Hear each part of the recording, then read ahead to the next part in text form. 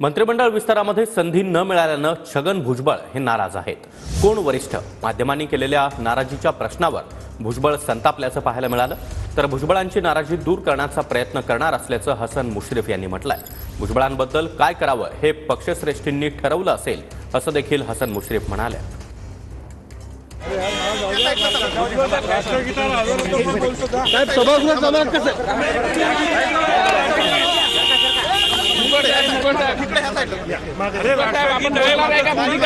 मला भूमिका मांडणार आहे का भुजबळ साहेब? आपण भूमिका मांडणार आहात का? अरे गाडी कुठे?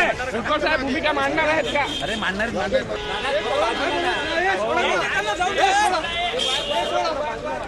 नाही बोलणार आहेत।